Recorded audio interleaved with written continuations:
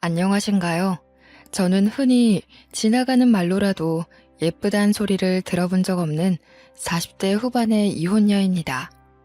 그런 제가 전 남편에게 완벽하게 복수한 최고의 사연을 여러분께 들려드리고 싶어 이렇게 글을 쓰고 있네요. 그리고 만약 여러분도 저와 같은 상황이 된다면 저희 아빠처럼 현명하게 처리하셨으면 해요. 말했다시피 저는 여자 평균 외모보다 조금 딸리는 편에 속해요. 농담 아니고 부모님한테 말고는 정말 예쁘다는 소리를 들어본 적이 없거든요.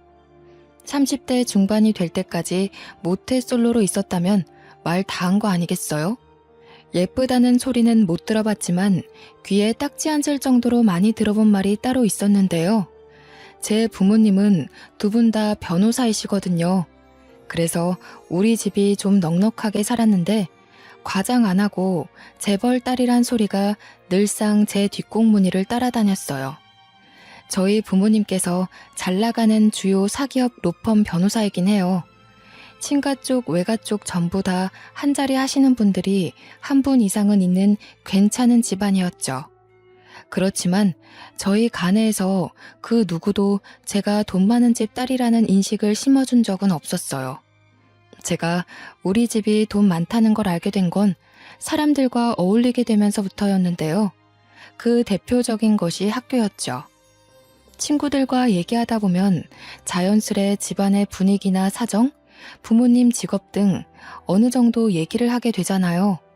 학교 다닐 때 그런 식으로 생각 없이 대화를 나눴다가 소문이 쫙 퍼졌고 선생님들도 수업할 때면 한 번씩 언급하곤 했어요. 제가 법조인 딸이라는 걸 알고 제가 있는 반이라든지 제 앞에서는 학생들을 혼내거나 딱히 문제 삼을 만한 행동을 조심하기도 하셨죠. 학교뿐만이 아니었어요. 어딜 가나 그런 대우는 제 삶에서 당연하게 되어가더라고요. 정작 저는 재벌이라고 칭할 만큼 살고 있는지 잘 실감을 못했어요. 하고 싶은 걸 하고 살긴 했다만 그게 재벌 소리 들을 정도는 아니라고 봤거든요. 그냥 아빠랑 엄마가 나란히 법조인이다 보니까 풍족하게 살아온 정도? 제 주변에는 사람이 늘 많았는데 저는 그저 제가 성격 좋고 매력적이라 받는 관심들인 줄 알았습니다. 그런데 아니더라고요. 다 제 돈 보고 접근하는 사람들 뿐이었는데 그게 남자들도 마찬가지였죠. 특히 남자들은 어디서 제 소문을 건너듣고 와서는 저한테 관심 있는 척 찝쩍거리곤 했는데요. 결국 마무리되는 대화의 방향은 전부 부모님 직업에 관한 이야기였어요. 완전 금수저 아니냐면서 부모님이 둘 다 법조인이면 돈이 얼마 들어오는 거냐? 어릴 적 한 달에 용돈은 얼마 받았냐? 너랑 결혼하는 남자는 완전 신데렐라 되는 거 아니냐며 하나같이 부모님 얘기, 집안 얘기, 돈 얘기. 그건 아무리 눈치가 없더라도 상대방이 제게 관심 없다는 걸 알 수 있을 분위기였죠. 그게 당연하리만큼 익숙하게 자라온 저는 이젠 사람이 먼저 다가오면 무슨 얘기할지 감이 잡히는 정도가 되더군요. 한 번은 대학에 입학했을 때 그런 적이 있었어요. 부모님 직업을 일부러 숨겨보기도 했는데 저는 그때서야 사람들이 딱 저만 봤을 때 생각하는 이미지를 알아차릴 수 있게 되었죠. 사람들이 저를 대하는 대우가 제 부모님을 알고 있을 때와는 180도 다르더라고요. 다들 예쁜 애들이랑만 친해지려고 했고 저랑은 굳이 필요한 이유 아니고서야 딱히 말을 길게 섞지 않았어요. 그렇다고 부모님 직업을 이용할 생각은 없었는데 어쩌다가 제 부모님 직업이 들통나게 되는 바람에 저는 또다시 그간 겪었던 대우를 받으며 아부받는 삶을 누리게 되었습니다. 모른 척하며 인사도 안 할 때는 언제고 다들 눈빛부터 돌변하여 제게 아는 체를 하는데 인생 참 허탈하더군요. 나는 부모님이 만들어 놓은 배경 속에서만 가치가 있는 사람인 걸까? 당시엔 이런 생각을 많이 했었답니다. 그렇게 많은 관심 속에서 온전히 저라는 존재를 봐주는 사람 하나 사귀지 못하고 대학을 졸업하게 되었습니다. 다들 저보고 부모님이 변호사니까 나도 부모님 길을 따라가는 거 아니냐고 하는데 아니요, 절대요. 살면서 변호사라는 직업이 주는 파워를 충분히 느끼긴 했지만 저는 한 번도 변호사에 대해 갈망한 적이 없어요. 너무 가까이서 부모님이 하는 일을 지켜보다 보니 변호사에 대한 매력이 오히려 반감되기도 했고 또 직업 때문에 제 가치가 가려지는 것에 신물이 난 상태라는 게 이유일 수 있겠네요. 그렇다고 부모님을 존경하지 않는 건 아니에요. 어디까지나 사회에서 동경의 시선을 받는 위치에 있다는 건 멋진 일이니까요. 변호사가 어떤 삶을 사는지 대강 알아버려서 변호사의 매력을 못 느꼈을 뿐이에요. 또 저는 법처럼 머리 쓰는 것보다 오히려 몸 쓰는 거에 더 관심이 가더라고요. 그게 옷을 만드는 일이었는데요. 문득 TV에서 한 다큐멘터리를 보고 눈길이 가기 시작했었죠. 당연히 옷 만드는 일 또한 아이디어 싸움이라 머리를 사용한다지만 부모님이 주구장창 하는 글씨와의 씨름이 아니라서 좋게만 보였고 사람의 손에서 만들어지는 창작물들이 심지어 멋있기까지 했어요. 그렇게 전공과 관련 없는 옷 만들기를 한참 알아봤습니다. 부모님께 얘기해 의류학원까지 등록하게 되었죠. 저희 부모님은 늘 제가 하고 싶은 일을 하며 지낼 수 있게 응원해 주셨기에 반박은 없었어요. 저는 그렇게 아무런 정보 없이 무작정 의류 세계로 뛰어들었습니다. 관심 가지고 시작해서 그런지 모든 수업이 재밌었고 손가락을 움직이며 작업을 할 때는 머릿속에 있는 잡생각까지 싹 씻겨나가서 좋더군요. 저는 빠른 시일 내에 의류학원에 꽤 잘하는 우등생으로 언급되기도 하는 지경까지 성장했어요. 옷에 대한 걸 많이 공부하고 배우다 보니 자연스럽게 저를 꾸미는 것도 시도하게 되더라고요. 물론 호박에 줄 긋는다고 수박이 되는 건 아니라지만 아주 가끔씩 용됐다는 소리를 듣곤 했는데요. 스쳐가듯 빠르게 지나간 칭찬이라도 그런 말을 들은 날이면 온종일 기분이 좋아 들떠 있었습니다. 저는 의류일에 완전 매료될 수밖에 없었어요. 제가 뛰어난 창작물을 만들어낼 때면 부모님 배경이 아닌 온전히 저로 봐주면서 제게 박수 쳐주는데 그게 그렇게 자존감이 올라가더라고요. 이 의류 계열은 특히나 개성이 강한 곳이라서 아이디어가 제일 중요했지 돈이나 외모는 그 뒷순이라는 것도 제가 이곳을 좋아할 수밖에 없는 조건이었죠. 제 창작물이 사랑을 받을 때면 마치 저는 제 자신이 사랑받는 기분을 간접적으로 느끼곤 했어요. 그렇게 계속 패션 계통으로 깊이 들어가다 보니 점차 피팅 모델들도 접할 수 있는 기회가 많아졌는데요. 와, 모델들이라서 그런지 피지컬이 일반인들과 남다르더라고요. 그 사람들 외모를 자꾸 훔쳐보게 되는 제 자신을 느꼈어요. 그러다 한날은 정말로 이상형인 남자를 보게 된 날이 있었는데 마침 그 모델이 제가 만든 옷을 입고 촬영을 하게 된 겁니다. 제가 만든 창작물이 어떤 구도에서 포인트가 살고 어디를 좀 더 손봐야 할지를 확인해야 되는 자리에서 저는 정작 그 모델 얼굴만 구경하느라 제대로 체크 못하는 실수를 저지르기도 했어요. 제가 의류학원을 다닌 지 꽤 되었고 어느 정도 동료들과 친해진 사이에서 자연스레 제 부모님의 배경이 수소문난 상태였는데요. 얼굴 자주 보는 사람들은 제가 잘 사는 집 딸인 줄 알고 과거 학교 시절처럼 그걸 토대로 제게 다가오기도 했지만 제가 면역이 생겨 그 정도는 가볍게 쳐낼 수 있었어요. 모델들이 제게 대하는 태도도 마찬가지였어요. 동료들 말로는 모델들이 욕망이 많다던데 그래서 제가 잘 사는 집 딸이라 잘해준 것도 있었을 거예요. 근데요, 정말 신기하게도 제가 이상형으로 봤던 모델 한 분만 저를 대하는 태도가 좀 다르더라고요. 물론 미소도 좋으시고 저한테 친절하고 배려 많았어요. 하지만 다른 사람들에게까지 같은 태도를 취한다는 거죠. 이게 아무것도 아닌 것처럼 보여도 저에게는 정말 중요한 포인트예요. 여태 저한테 잘해줬던 사람들, 특히 남자들은요.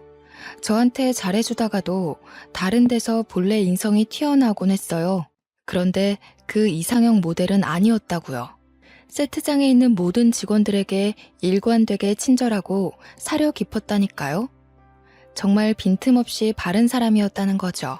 이건 그 사람이 태생부터 좋은 사람이라는 증거예요. 그 사람도 뒤늦게 제 배경을 알게 되었지만 알기 전과 같은 자세로 저를 대해준다는 게 제가 더 빠지게 된 중점이었습니다. 외모도 훌륭한데 인품까지 올고 닦고 무엇보다 저를 돈으로 보고 다가오는 사람이 아니었잖아요. 다들 제 집안 배경에 한마디씩 던질 때도 그 남자는 아무런 질문도 안 했어요. 오히려 저보고 손이 꼼꼼한 것 같아요. 이 옷 정말 제 타입이에요. 웃는 게 참 매력적이시네요. 이런 말만 하면서 저 자체를 궁금해하고 눈여겨봐주는 사람이었습니다. 살면서 이런 대접은 처음 받아봤기에 저는 어느 순간부터 남편을 짝사랑하게 되었어요. 이 남자를 놓치면 또 언제 이런 남자를 만나게 될지 몰라서 조급한 마음이 드러났던 건지 저도 모르게 제 마음을 너무 티내고 있었더라고요. 주변에서 제가 그 남자를 좋아한다는 게 소문이 났을 정도니까요. 망했다고 생각했어요. 제가 너무 티내는 바람에 그 남자가 도망갈 거라고 봤거든요. 그런데 이게 웬일이겠습니까? 남편이 부담스러워 피하기만 했는데 어느 날 일도 없는데 저를 찾아왔더라고요. 정확히는 제가 작업 마칠 때까지 학원 앞에서 기다리고 있었죠. 그러면서 그 자리에서 바로 제게 같은 마음임을 고백받았어요. 와, 진심으로 소리 지르고 싶었어요. 저는 그렇게 동화 속 공주가 된 기분으로 왕자 같은 남편과 사귀게 된 겁니다. 남편은 연애 시절에도 굉장히 좋은 남자였어요. 아무래도 저희 둘의 외모 차이가 심하다 보니 주위에서 쏟아지는 이상한 눈초리가 많았거든요. 여자가 돈이 많은가 봐 이런 소리도 들었는데요. 그때마다 제가 자존감 낮은 모습을 보이면 남편이 늘 해주는 말이 있었어요. 다른 사람 말 신경 쓰지 말라고. 자기는 외모 같은 거 중요하지 않고 자기랑 많은 것이 통하는 게 더 중요하다며 저라는 여자가 딱 자기와 결이 맞는 사람이라고 해주더군요. 엄청 힘이 되었어요. 시간이 지날수록 남편은 더 적극 표현을 해왔고요. 한결같이 저를 사랑해주는 모습에 저는 이 사람이 첫 남자였음에도 결혼까지 생각할 정도로 빠졌습니다. 당연히 결혼을 생각할 수밖에 없었어요. 남편은 제가 야간 수업 때문에 늦는 날마다 밤길 위험하다며 먼 길을 마중 나와서는 집에 데려다 주던 사람이었으니까요. 솔직히 이건 진짜다 라는 생각 들지 않나요? 제가 30대가 되기도 했고 남편에게 은근슬쩍 결혼 얘기를 한번 꺼내봤어요. 1년도 안 되게 연애 기간이 짧았는데 그땐 그저 연애 기간이 길면 이 남자를 놓치게 될 것 같은 거예요. 좀 조급했던 거죠. 말하자마자 후회했지만 역시 남편은 100점짜리 남자였어요. 자기가 먼저 말했어야 하는데 제가 먼저 청혼하게 해서 미안하다고 하는 거 아니겠습니까? 그렇게 우리는 만난 지 1년도 안 돼서 수월하게 결혼까지 꼴이나게 되었습니다. 한 번도 부자 부모를 둔 것에 어깨가 올라간 적은 없었는데 처음으로 부모님의 재력에 감탄을 했는데요. 제가 외동이었어서 그런지 부모님이 최상급의 결혼식을 만들어 주셨어요. 웬만한 사람들은 시도해보지도 못할 수준의 결혼식이 완전 최고급 루트로 쫙 진행되었거든요. 저를 돈 보고 탐냈던 남자들도 하객으로 왔는데 다들 저를 보고 농담 삼아 네 남편 완전 땡 잡았네 라며 시답잖은 소리를 하더군요. 그렇게 저는 이상형과 결혼 생활을 하게 되는 기적이 생겼습니다. 집도 차도 혼수도 우리 부모님이 하나밖에 없는 딸이라며 거창하게 퍼부어 주셨어요. 덕분에 남편과 저는 이제 막 돈을 버는 풋내기였음에도 갑부처럼 살림을 시작할 수 있었죠. 저는 결혼을 하면서 사연으로 봤던 경제적 어려움도 없었고 남편에 대한 고충도 없고 분가로 시작하는 덕에 시댁살이도 없어서 제 결혼 생활은 남편과 둘이 꽁냥대며 마냥 평탄하기만 할 줄 알았습니다. 그저 연예인처럼 멋진 남자를 남편으로 뒀다는 게 그 당시에는 성공했다고 생각했었어요. 그렇게 밖에서는 서로의 일에 충실하고 집에서는 서로를 아껴주면서 잘만 지내왔는데요. 그런데 제 부탁으로 친정의 지원을 잔뜩 받게 된 남편이 패션 계통에서 좀 더 큰 시장으로 나가게 되면서부터 뭔가 삐그덕대기 시작했어요. 남편 하는 일이 많아지면서 동시에 외박도 잦아졌는데 그게 저희 사이를 변하게 만든 겁니다. 저는 단지 제가 이제 의류회사에서 한 자리 하고 있었고 피팅 모델 정도는 꽂을 수 있는 위치가 되어서 부모님의 도움까지 받아가며 남편을 지원했던 건데 조금 후회되더라고요. 그 후로 남편 얼굴 보는 게 쉽지 않았거든요. 제 일도 야근이 많아요. 그럼에도 저는 잠은 꼬박 집에서 잤어요. 저는 제가 모델 일에 대해 많이 알고 있다고 생각했는데 남편 외박에 대해 이해가 안 되는 부분이 생기는 것 보니까 아직도 알아가야 될 게 많구나 하는 생각만 하며 넘길 수밖에 없었죠. 그러다가도 홀로 자는 날이 일주일에 4-5번이 되니까 한날은 서운해서 남편한테 칭얼거려 보았습니다. 그랬더니 남편이 나 잘 되면 당신도 좋고 장인 어른이랑 장모님께도 떳떳한 사위 될 수 있어 좋잖아. 나는 하루빨리 잘 돼서 당신이랑 처갓집에 당당한 식구가 되고 싶어. 내가 이렇게나 든든하게 지원받고 있는데 아무런 성과가 없고 미래가 없다면 너도 장모님 장인어른도 속상할 거 아니야. 물 들어올 때 열심히 노저어야지. 몰랐는데 남편이 잘난 친정 때문에 알게 모르게 자존감이 낮았나 봅니다. 전장에서 전투적으로 싸우고 있는 남편에게 다 버리고 빨리 돌아오라 투정 부리는 부인이 된 기분이었어요. 창피했다는 거죠. 그래서 그 뒤로는 남편의 열정을 응원하며 계속 지원했어요. 얼굴 보는 날이 많이 없더라도 전화를 많이 하니까 그걸로 위안을 삼으면서요. 그러던 한날 오랜만에 남편이 일찍 일을 쉬게 되는 날이 있었는데요. 그날이 저희 부부관계에 금이 가도록 만들 사건의 불씨가 될 줄은 상상도 못했어요. 오랜만에 보는 남편이라 신나기도 했고 그렇다 보니 장난기가 생겨서 남편한테 서프라이즈 해주려고 몰래 일을 반차내고 집에 왔습니다. 때마침 남편이 화장실에 있더라고요. 놀래켜주기에 적절한 상황이라 급히 안방에 숨으려는데 남편 폰으로 전화가 오는 겁니다.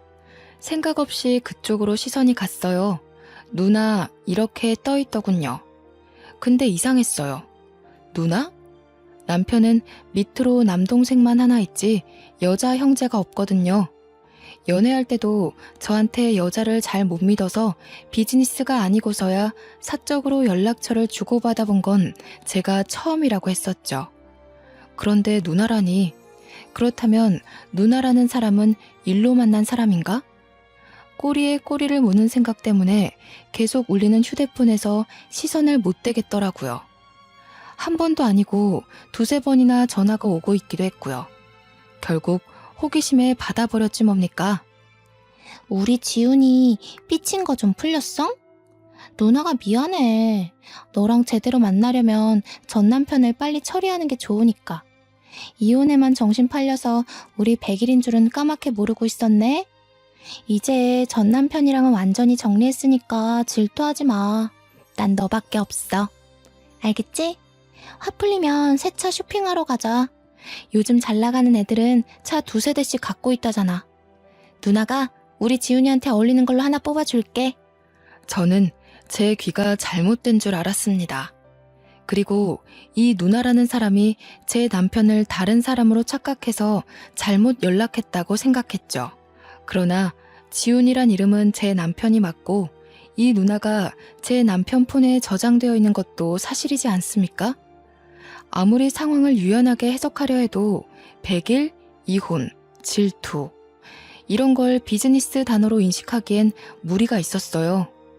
부정할래도 부정할 건덕지가 없었다는 겁니다. 너무 엄청난 사실을 들어버려서 말문이 막힌 채 멍청하게 서 있는데 수화기 안에서 계속 지훈아?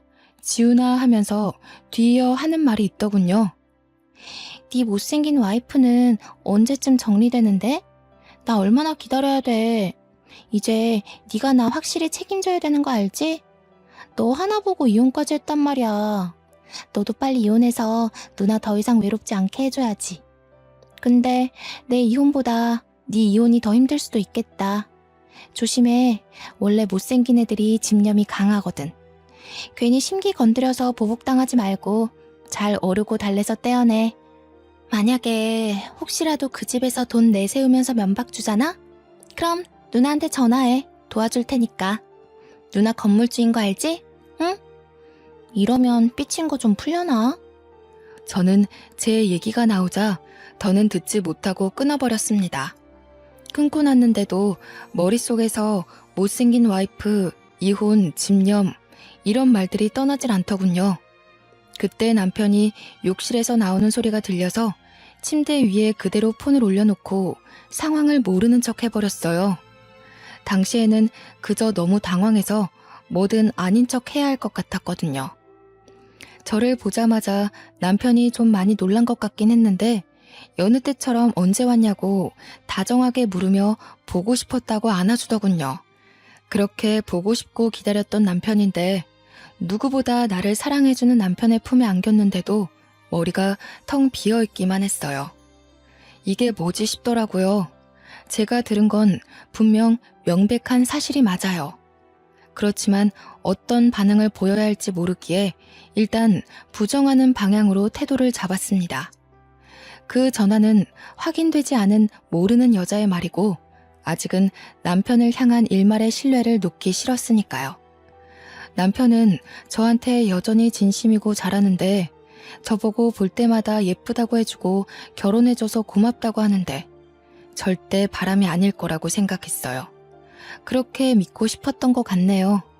근데요, 이젠 정말 빼도 박도 못할 일을 목격하게 됐지 뭡니까.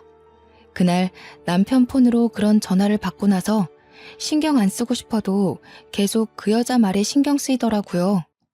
일할 때는 물론이고 언제 어디서 뭘 하든 한참 동안이나 그 전화가 제 머릿속을 지배하는 수준이었어요. 그러던 한날 회사에서 워크숍을 간다고 제가 1박 2일 집을 비우게 됐는데요. 워크숍을 갔지만 내내 컨디션이 안 좋았어요. 아무래도 그날의 일을 너무 신경 쓰는 바람에 일이나 모임에 전혀 집중을 못했고 그 때문에 끼니도 제대로 못 챙겼더니 갈수록 몸도 안 좋아지더라고요. 하늘 수 없이 양해를 구하고 워크숍을 일찍 빠지게 됐는데 여기서 제가 목격한 일이 참 충격적인 겁니다. 남편은 하도 일 때문에 외박이 많으니까 저도 일부러 집에 간다고 연락은 안 했어요. 남편의 경우 늘상 쉬면 쉰다고 말하는 사람인데 오늘 쉰다는 전화가 없었으니 당연히 집에 아무도 없다고 생각했죠. 오늘은 아무 생각 말고 푹 잠이나 자야지 하고 집에 들어갔는데 글쎄 남편 신발이 있는 거 아니겠습니까? 오늘 일 쉬나? 일찍 마쳤나? 그런데 왜 연락 안 했지? 온갖 생각이 들었지만 일단 들어가서 남편을 찾는 게 먼저라 생각했어요. 남편 목소리가 들리는데 안방 쪽이더라고요. 슬쩍 보니까 누구랑 통화 중이더군요. 나중에 성공해서 잘 나가면 다들 내 옆에 와이프 얼굴도 궁금해할 건데 그때마다 쪽팔려서 어떻게 소개하겠어. 지금 슬슬 성공 기로를 타고 있어서 조만간 이혼해도 될 것 같아. 이혼하더라도 재산 나눠 가질 게 많아서 좋지. 솔직히 그거 하나 보고 10년을 희생했는데 누나도 10년을 못생긴 배우자 보면서 살아봐라. 삶의 질이 떨어진다니까. 오죽했으면 내가 애도 안 가졌겠어. 하긴 그래. 원래 끼리끼리 살아야 되는 거야. 그래서 내일은 누나 보러 올 거야? 어제 네가 와이프랑 같이 있어줘야 돼서 못 온다고 했을 때 좀 서운하더라. 물론 네가 아직 이혼 전이라서 와이프한테 네 속셈 안 들키려고 계속 연기해야 되는 건 이해하겠는데 서운한 건 별개의 문제라고. 서운할 게 뭐가 있어. 내가 진심으로 좋아하는 건 누난데. 합의 이혼으로 가려면 와이프 너무 몰아세울 수 없어서 그래. 내 마음이 어떤지 잘 알면서 꼭 이리 귀엽게 애교 부리더라. 그리고 내일은 와이프 오는 날인데 내일까지 같이 자는 건 절대 못해. 와이프 안 그래도 얼굴 안 되는데 나이 드니까 더 못 봐주겠더라고. 누나처럼 예뻐야 매일 밤이 설렐 텐데 나 이 집에만 있으면 감정이 메말라. 남편은 그 누나라는 사람이랑 통화 중이었어요. 그걸 방 밖에서 몰래 듣고 있는 제 처지가 참 비참했죠. 부모님이 준 내 집인데도 마치 객식구인 것 마냥 숨죽인 채 모습을 감추고 있는 것이 참 제가 생각해도 못났더라고요. 정말 충격의 연속이었어요. 그렇지 않아도 지끈했던 머리가 더 아파오는 지경이었습니다. 저는 그대로 집을 나와버렸어요. 그마저도 남편이 제 소리를 들을까봐 도둑고양이처럼 발소리를 죽이고 나왔죠. 집을 나왔는데 너무 배신감이 치가 떨려서 한동안 아무것도 할 수가 없더라고요. 대문 앞에 가만히 서 있다가 결국 생각해낸 것이 친정을 찾아가는 것이었습니다. 부모님은 당시 두 분 다 야근 중이셨는데 제 전화를 받고 급히 집으로 복귀하셨어요. 아이를 안 가진 이유가 뭐? 10년간 참고 산 게 뭐? 뭘 뜯어먹는다고? 내 이 자식을 그냥 절대 이대로 못 둬. 감히 겁도 없이 법조인 처가를 두고 사기 행위를 벌여? 김서방도 알 거 아니야. 너희 엄마가 이혼 전문 변호사라는 걸. 그걸 알고도 그런 강큰 짓을 한 거면 그 대가가 얼마나 무서운지 겪게 해줘야지. 김서방 참 용감하기도 하네. 넌 왜 진작에 말 안 했어? 언제부터 혼자 그렇게 알았던 거야? 며칠 됐어. 솔직히 나랑 남편이 한 이불 덮고 산 세월 벌써 10년이잖아. 그 10년 동안 한결같이 나만 봐준 사람이고 남편이 바람 폈다는 걸 믿고 싶지 않았어. 진짜 좋은 사람이었는데 도무지 받아들이기가 어렵더라고. 사실이 아닐 수가 없을 만큼 증거가 확실했는데 바보같이 그런 꼴을 보고도 아니라고 믿고 싶었어. 이거 당연히 이혼할 수밖에 없는 거지? 사실 그게 좀 무서워. 나 사회적으로 도태되는 건 아닐까? 네 탓 아니야. 그런 뒤구린 놈들은 작정하고 마음먹은 놈들이기 때문에 일반인들이 구분하기 어려워. 그래서 사기 결혼 당하는 케이스도 엄청 많고. 그래도 걱정 마. 딸, 부모가 둘이나 변호사인데 뭐가 무서워. 사실 집이랑 차랑 너네한테 들어간 비용 전부 우리가 대주겠다고 한 이유도 이거야. 내 딸이 이혼까지 안 가고 잘 살면 좋았겠다만 만일을 대비하는 것도 나쁘진 않으니까. 재산 분할해서 김서방이 가져가는 몫은 없을 거라 타격 좀 받을걸. 재산 노리고 결혼한 사람이라면. 친정 부모님이 변호사인 게 이럴 때 도움이 되더군요. 아무 생각이 없는 저와 달리 대처 방법이나 조언을 구할 게 참 많았어요. 친정 부모님은 화를 내면서도 금방 침착하게 대안을 짰습니다. 심지어 결혼 전부터 혹시 모를 이혼을 대비하고 저희 부부에게 일부러 더 지원해줬다는 말에 좀 놀랐네요. 한 번 더 부모님을 존경하게 되었죠. 친정 부모님은 일단 저보고 남편한테 티 안 낸 거는 잘했다고 했고요. 그 뒤부터 내내 방법을 알려주었어요.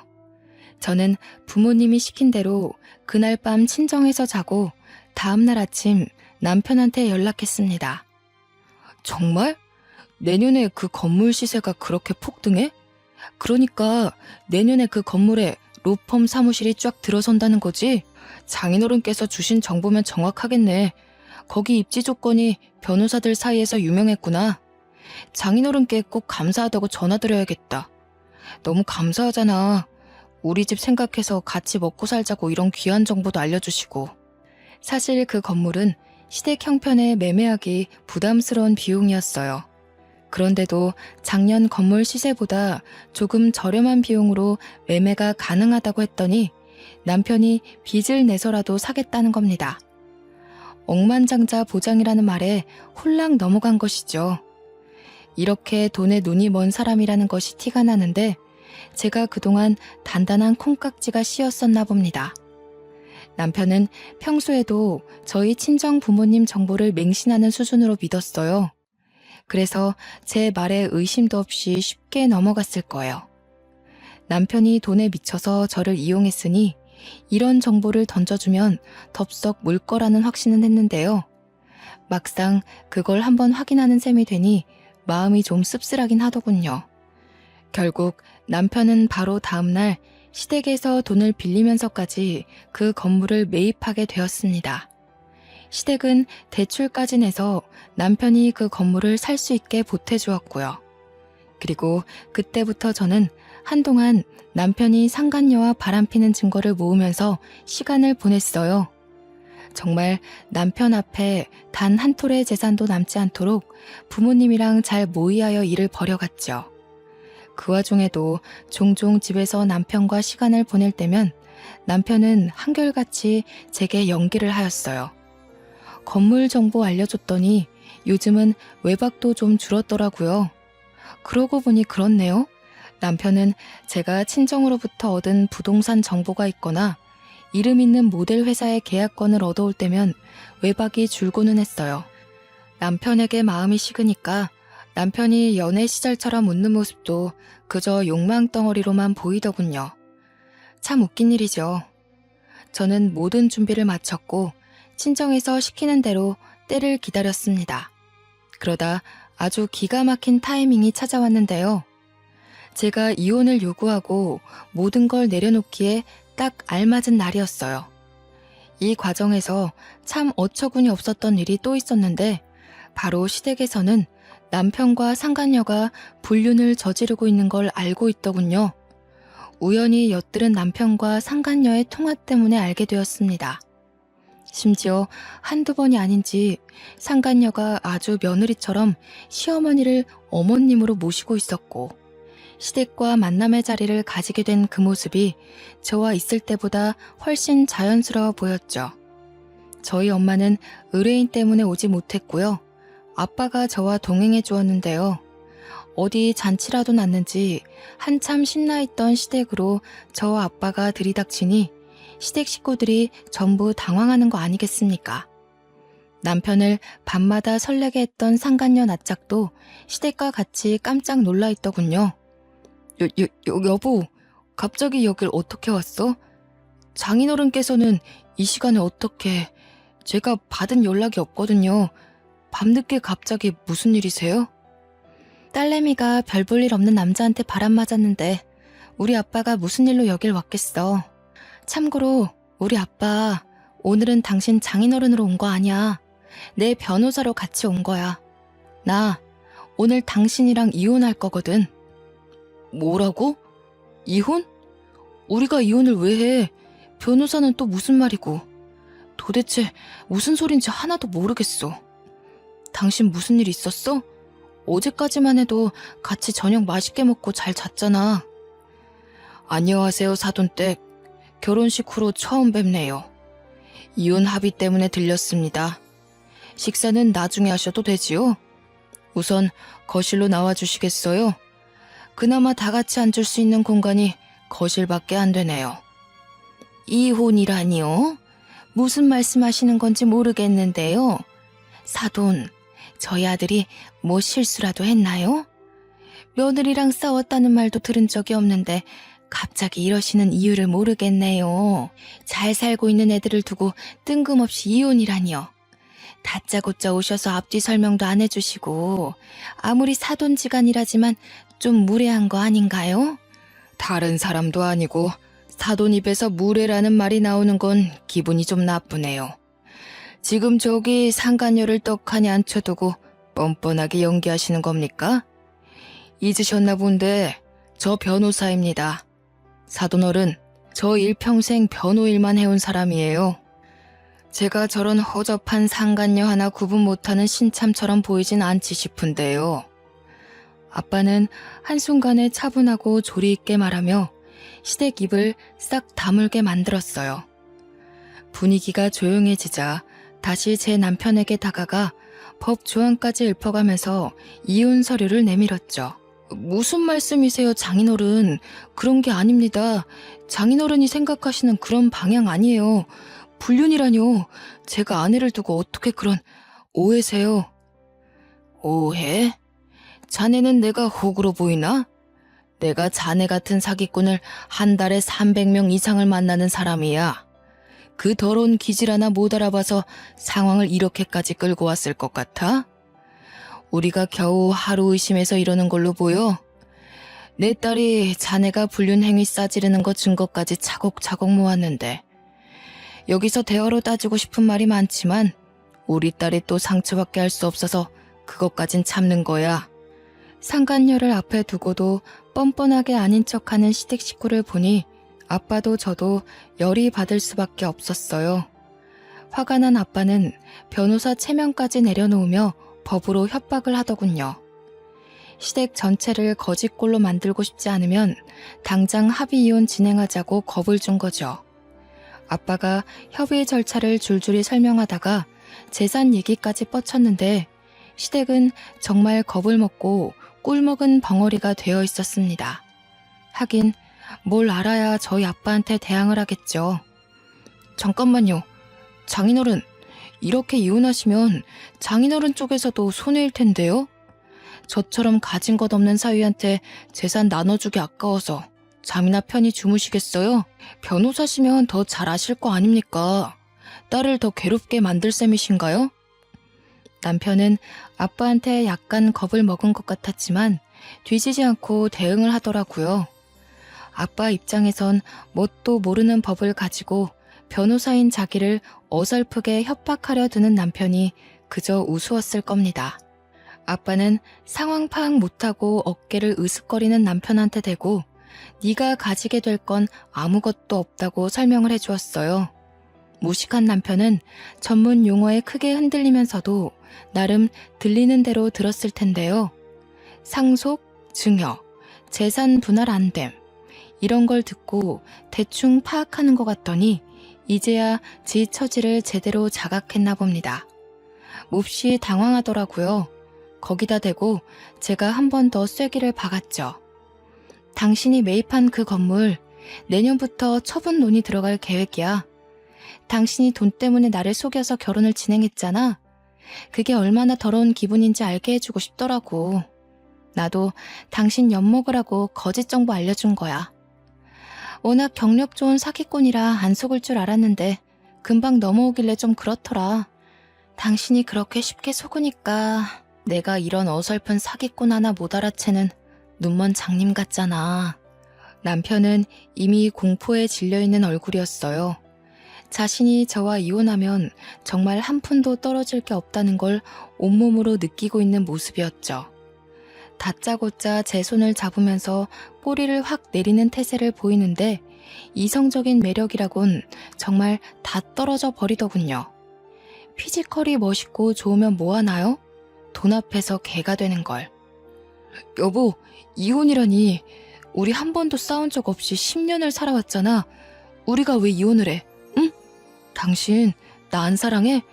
나는 아직도 10년 전처럼 당신만 보면 설레는데 당신은 아니야? 나 많이 좋아해줬잖아. 남편이 안절부절하며 곧 거짓골이 될 자신을 모면하고자 애를 쓰고 있을 때였어요. 쥐죽은 듯 가만히 있던 상간녀가 뜬금없이 나서서 남편과 저를 갈라놓더라고요. 아, 돈 많다고 유세 부린다던 처가댁이 이 사람들이구나? 변호사 그거 얼마나 번다고요? 돈으로 협박하는 거면 저도 만만치 않게 대응할 수 있어요. 저 건물 2개나 있는 사람이거든요.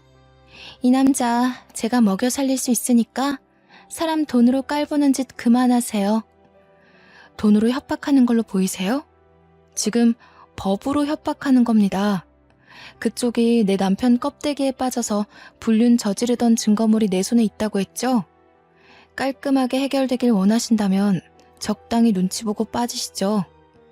이혼도 하셨다는 분이 남의 가정 파탄낼 만큼 낯짝 두꺼울 입장은 아니잖아요? 그쪽 전 남편은 당신이 바람나서 이혼당한 거 알고는 있는지 모르겠네. 뭐라고? 웃기는 년이네. 여기서 내 이혼 얘기가 왜 나와? 뭐 이런 모저리 같은 게 다 있어. 생기다 만 것처럼 생겨서는.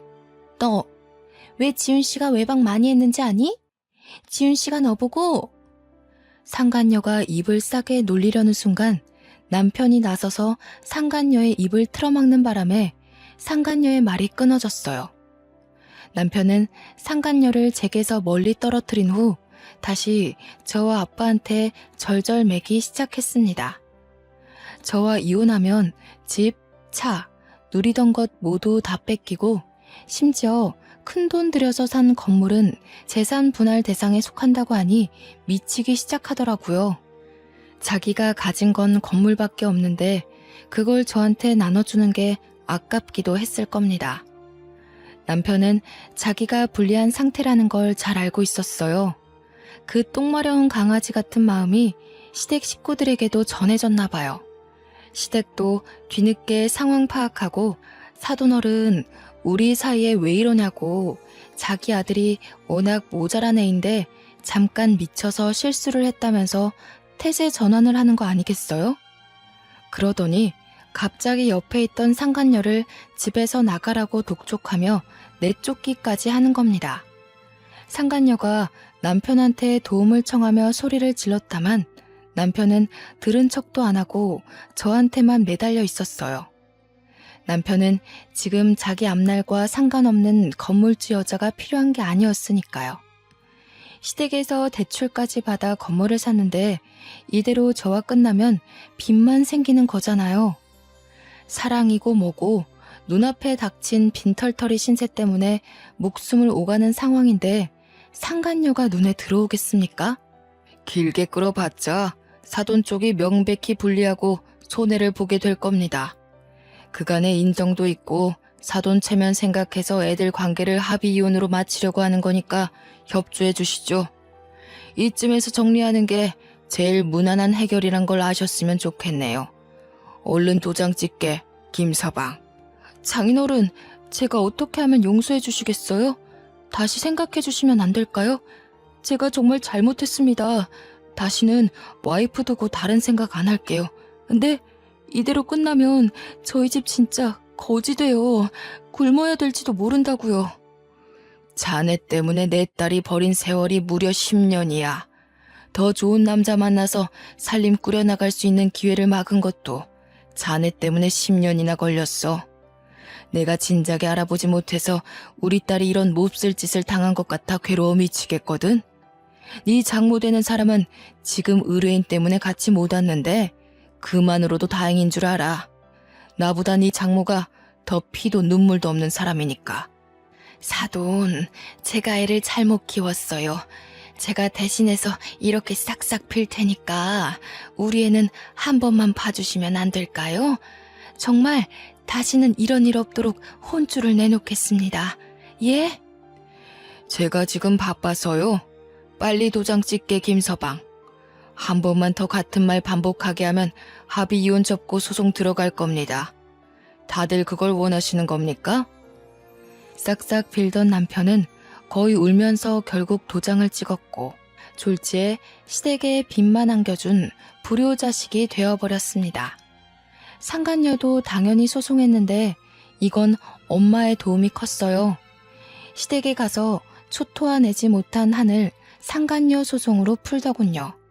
이혼 절차는 모두 마무리가 되었는데 제가 며칠간 고생하며 얻은 증거물을 왠지 법으로만 쓰기가 아깝더라고요. 저도 참 매정한 사람이었죠. 남편의 마지막 밥줄까지 끊어버리고자 패션 계통 사람들에게 모조리 뿌려버렸습니다. 제가 발 담그고 있는 이 계열의 단점이 워낙 입소문 빠르다는 거였는데요. 그런데 지금은 너무 큰 장점이 되어버렸네요. 남편 망하는 건 한순간이었고요. 남편과 함께 얼굴 팔린 상간녀 신상도 다 털렸다고 합니다. 이상형이면 뭐예요? 다른 놈들이랑 똑같은 도둑놈이었는걸. 이런 사람인 줄 알았으면 이상형이었어도 연애조차 안 했을 겁니다. 변호사 부모님 덕분에 모든 게 잘 해결했는데도 어딘가 모르게 마음 한구석이 씁쓸하더군요. 아무래도 결국 나 자체를 좋아해주는 사람은 없다는 걸 깨달은 거나 마찬가지여서일까요? 좀 슬펐네요. 상황이 불같았던 만큼 잊혀지는 것도 한순간이더라고요. 시끄럽던 제 주위가 빠르게 식는 덕에 일상이 제자리를 찾았어요. 그렇게 저한테 진심으로 다가와줄 남자는 결국 없는 건가 싶어 반포기하며 지내던 중이었는데요. 제가 너무 공허해 보였는지 아빠가 한날 중견 변호사 한 명을 소개해 주는 겁니다. 딱히 연애를 하고 싶었던 건 아니었는데 아빠 생각해서 그냥 자리에 나가봤어요. 그런데 그분이 말투도 그렇고 특히나 생각하는 마음씨가 참 고운 겁니다. 남자 집안도 우리처럼 법조인 집안이라네요. 아빠 말로는 참 성실한 사람이라고, 일만 하며 살아온 사람이라고 하는데 꾸밀 줄 모르는 거 보니 이해가더라고요. 부끄러워서 말을 버벅거리는 것도 나름 매력적이었어요. 변호사는 아무리 긴장되는 상황이라도 말 안 더듬을 줄 알았는데. 서로 통하는 게 많았는데 이건 전 남편처럼 인위적인 게 아니더군요. 그래서 자연스레 마음이 열렸고 지금은 서로를 존중하며 2년째 만남을 가지고 있습니다. 솔직히 아직도 사람 잘 보는 기준이 뭔지 모르겠어요. 만약 전 남편처럼 작정하고 저를 속이려고 연기하는 사람을 또 만난다면 구분할 자신이 없거든요. 그렇다고 하더라도 이제는 그 모든 게 제 잘못이라고 자책하진 않기로 했습니다. 내가 못나서가 아니라 상대가 나쁜 거라고 생각하며 저를 지킬 수 있는 마음의 힘이 생겼다는 거죠. 지금의 만나는 남자친구가 그런 걸 잘 알려주기도 해서 건강한 대인관계를 연습 중이랍니다. 그러니까 다들 저처럼 나쁜 사람을 두고 자신을 자책하는 일은 없었으면 해요. 결코 우리의 잘못이 아니니깐요. 너무 하소연식으로 비춰진 건 아닌가 싶습니다. 다시 올려보니 좀 긴 글이었네요. 봐주시느라 고생하셨습니다. 고맙습니다.